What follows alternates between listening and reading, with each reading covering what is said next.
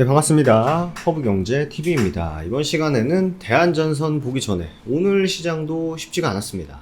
오늘 시장도 쉽지 않았고, 어제 우리나라 이제 휴장이었는데, 어제도 사실 어제 오늘 포함해서 나스닥 1% 넘게 밀렸거든요.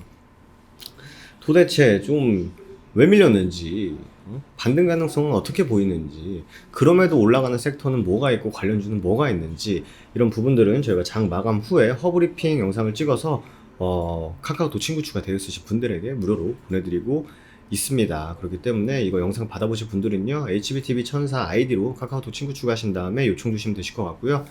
대한전선 보도록 하겠습니다. 대한전선은 사실 꽤 됐죠.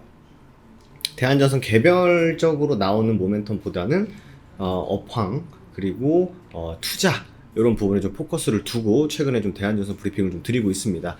근데 오늘 사실 이게 나왔던 이슈거든요. 나왔던 이슈인데 12일 뭐 오전에 나왔으니까 새벽에 쓰실 것 같습니다. 완전 성실하시네요, 그죠? 호방그룹 인수, 대한전선, 해적 광케이블로 실적 반등 젠걸음 이렇게 나왔습니다. 근데 우리가 아쉽지만 인정해야 되는 건 LS전선이 짱이다. 이 부분에 대해서는 LS전선이 짱이다라는 부분 인정하고 과거에는 찬란한 그런 걸음을 행보를 보였습니다만 지금은 조금 아쉬운 흐름을 보이고 있습니다만 이제 따라가기 위해서 노력하는 대한전선이다라고 보시면 될 것 같고요. 대한전선이 호반 산업에 매각된 이후에 해저 케이블, 광 케이블 사업을 필두로 다시 한번 실적 반등을 위해서 속도를 내고 있다. 이게 또 나오네. 아픈데 또 찌르네, 그죠? 국내 최초 전선회사의 명성을 되찾기 위해서 적극적으로 투자를 하고 있다고 합니다만 현재 국내 전선 시장에서는 LS전선이 60%, 대한전선이 20% 시장 점유율을 1, 2위를 차지하고 있는데 거의 뭐 이거는 LS전선이 이제 많이 차지하고 있다고 볼 수밖에 없죠. 대한전선은 해저 케이블과 광 케이블 사업을 뭐 쭉 진행을 한다. 뭐 이런 똑같은 얘기들이 계속 나오고 있습니다, 실제로. 근데 아무래도 이제 해상풍력 같은 경우에는 넘어야 될 산도 굉장히 많고, 그리고 우리가 저번 시간에 봤습니다. 이제 김부겸 국무총리님께서 말씀하신 것도 굉장히 좀 추상적이다 보니까 성장 가능성은 있다. 성장해야 된다. 투자해야 된다. 하지만 기업과의 뭐 조율이 필요하다. 그리고 뭐 도민들과의 조율이 필요하다. 이런 얘기들이 계속적으로 나오고 있습니다. 이 전망에 대해서는 똑같죠. 신재생 에너지를 대상으로 하는 해저 케이블은 성장세가 주목이 된다. 2025년은 2배가량 성장이 전망된다.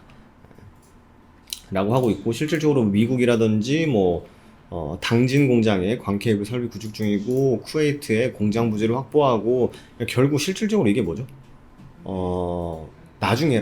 나중에 더 크게 많이 팔기 위해서 지금 투자가 들어가고 있는 거죠. 그러니까 사실 여러분들 뭐 투자라는 거는 기본적으로 돈이 들어가죠. 처음에 돈을 사람한테 투자를 하든 그 외적인 걸 투자하든 결국 뭐가 필요하죠? 돈이 필요한데 호방그룹이라는 것을 이제 등에 업고 투자를 하기 때문에 좀 공격적이고 적극적으로 투자 가능하다라는 거죠. 그거에 대한 기대감도 주가에 반영이 됐었다라고 보시면 될 것 같습니다. 대한전선 성장 가능성에 주목을 해야 된다. 명확하죠? 성장주죠. 단독 수주 잔고는 역대 최고 수준이다. 지난해 말보다 43% 높다. 좀 지연됐던 프로젝트들이 다시 한 번 더 진행되고 있다. 그래서 어느 정도 좀 우리가 믿고 기다리면 필요합니다.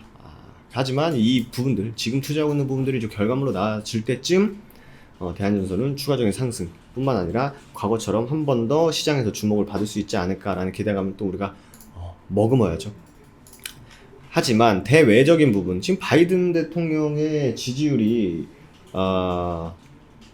굉장히 안 좋죠. 굉장히 안 좋은 상황인데, 그러다 보니까 이제 이거 우리 인프라 투자해야 된다. 더 나은 국가를 재건해야 된다. 빌딩 100 베터 3B네요. 그죠?